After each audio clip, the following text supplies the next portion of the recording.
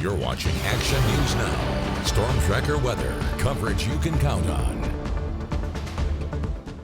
Look at this photo sent to us from Johanna Windswept, a viewer in Mount Shasta of the growing Root Fire, which is north of Mount Shasta.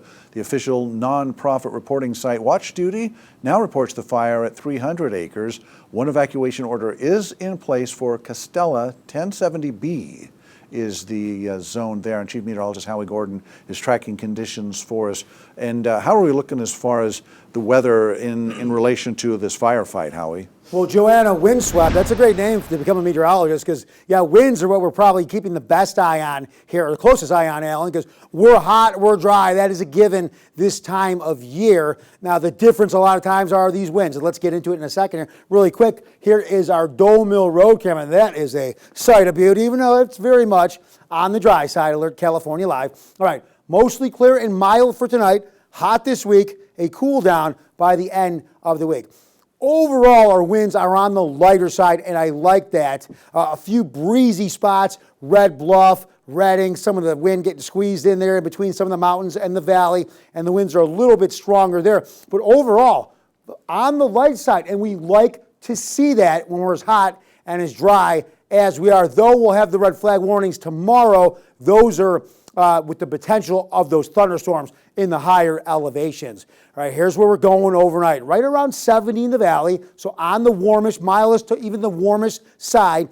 Chester 54, Bernie 53. That's not bad. That's some nice air to get into your place overnight. But then tomorrow, going to be tough to stay on the cooler side. Chester, though, only a high of 83. That's not too bad. But the valley, we're going to have some more cloud cover tomorrow as we see some moisture getting pushed up from the south, or really high, low pressure off towards the northwest, kind of counterclockwise, pulling that moisture up. So we'll have some areas of clouds. You'll see the cooler areas will have more clouds, less clouds for some of the hotter areas. But again, Chester 83, even Magalia, though, up to 90, going to be on that hot side.